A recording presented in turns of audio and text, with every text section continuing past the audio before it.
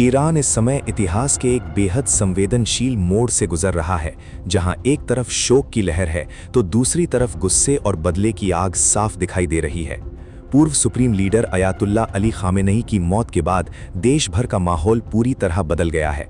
सड़कों पर लाखों लोग जुटे हैं और हर तरफ सिर्फ एक ही आवाज गूंज रही है, बदला चाहिए, न्याय चाहिए और जो हुआ उसका जवाब चाहिए। तेहरान से लेकर दूसरे बड़े शहरों तक हालात बेहद तनावपूर्ण और भावनात्मक हैं। खामेनेई की अंतिम यात्रा के दौरान लाखों की भीड़ उमड़ पड़ी है। लोग घंटों से सड़कों पर खड़े हैं ताकि आखिरी बार अपने नेता को देख सकें।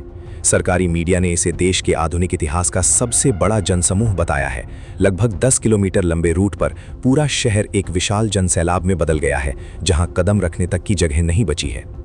इसी भीड़ के बीच लगातार बदला बदला के नारे गूंजते सुनाई दिए। कई जगहों पर लोग हाथों में झंडे लेकर खड़े थे और अपने गुस्से को खुलकर जाहिर कर रहे थे।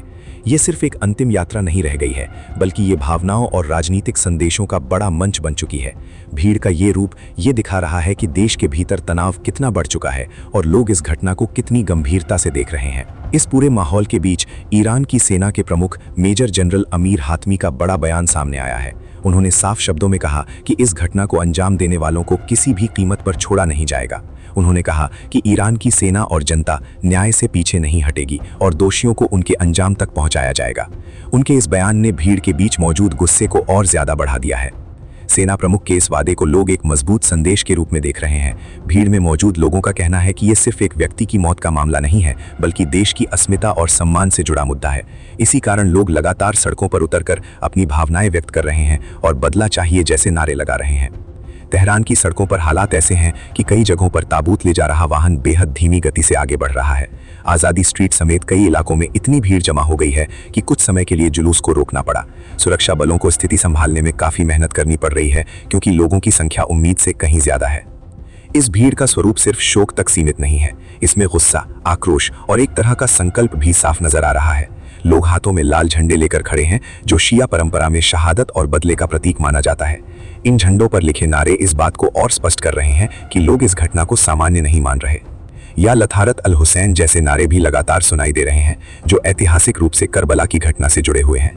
इन नारों के साथ लोग ये संदेश दे रहे हैं कि वे अन्याय को स्वीकार नहीं करेंगे और जवाब देने की भावना उनके भीतर गहरी है।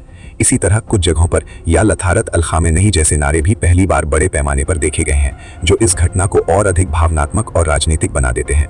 पूरे देश में ये स्थिति ये संकेत दे रही है कि आने वाले समय में ईरान की राजनीति और सुरक्षा नीति में बड़े बदलाव देखने को मिल सकते हैं। सेना का सख्त रुख और जनता का गुस्सा दोनों मिलकर स्थिति को और जटिल बना रहे हैं। अंतर्राष्ट्रीय स्तर पर भी इस घटनाक्रम पर नजर रखी जा रही है, क्योंकि इसका असर क्षेत्रीय स्थिरता पर पड़ सकता है। फिलहाल ईरान एक ऐसे दौर में है जहां शोक और आक्रोश एक साथ चल रहे हैं। लाखों लोग सड़कों पर हैं, सेना सख्त बयान दे रही है और पूरा देश एक बड़े भावनात्मक और राजनीतिक उथल-पुथल के बीच खड़ा है। अब सबकी नजर इस बात पर है कि आने वाले दिनों में ये गुस्सा किस दिशा में जाता है और क्या वाकई बदला की ये आवाज किसी बड़े फैसले में बदलती है या नहीं। Subscribe to One India and never miss an update. Download the One India app now.